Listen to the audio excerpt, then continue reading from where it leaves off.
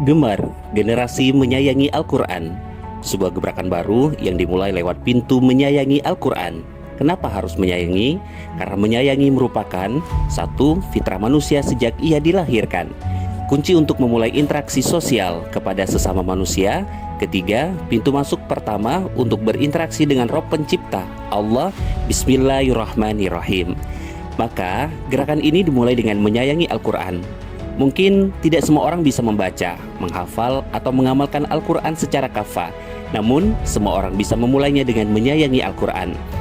Bismillahirrahmanirrahim, dengan menyebut nama Allah yang Maha Pengasih lagi Maha Penyayang. Allah pertama kali mengenalkan dirinya dengan sifat pengasih dan penyayang.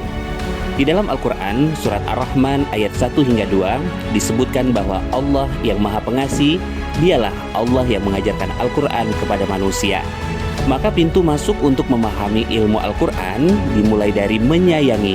Dan Allah janjikan kemudahan baginya dalam Al-Quran surat Maryam ayat 96 hingga 97. Oleh karena itu, rasa menyayangi ini harus terus ditumbuhkan melalui generasi menyayangi Al-Quran atau gemar.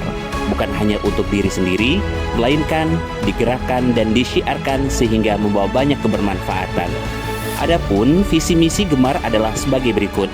Visi besar, menjadikan seluruh keluarga di Indonesia bahagia dan sukses dunia dan akhirat dengan menyayangi Al-Quran.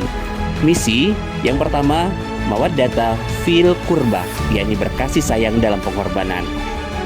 Quran surat Asy-Syura ayat 23. Saling berkasih sayang dan berkorban lahir dan batin, jiwa dan raga untuk berjuang di jalan Allah. Yang kedua, mawaddata warahmah, Al-Quran surat Ar-Rum ayat 21, yakni berkasih sayang terhadap Al-Quran.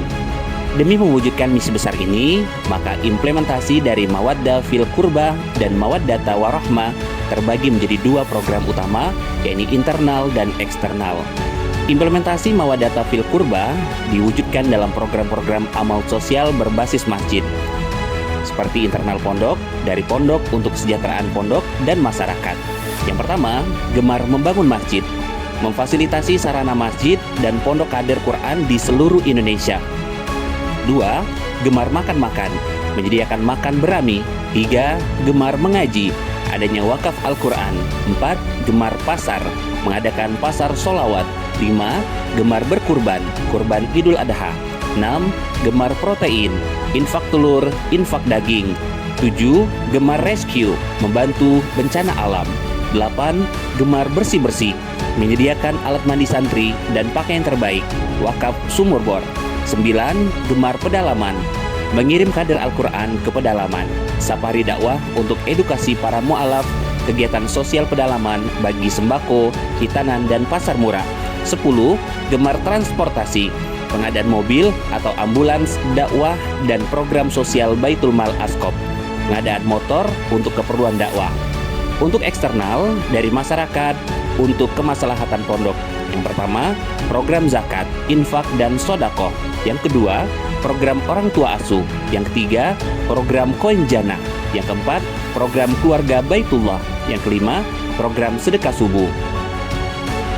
Adapun implementasi dari mawaddah warahmah, yakni tarbiyah Qur'ani, internal pondok Tahfiz Milenial Askop dan Maryam College. Yang pertama, program 27 Habit. Yang kedua, program Tadabbur Quran. Eksternal untuk seluruh masyarakat. Yang pertama, gemar dengan membaca Al-Quran one day one juz.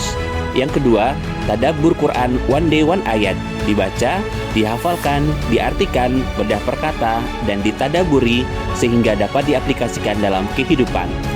Untuk menyelesaikan 30 juz setidaknya membutuhkan waktu 17 tahun hingga ia tertuntaskan dengan sempurna.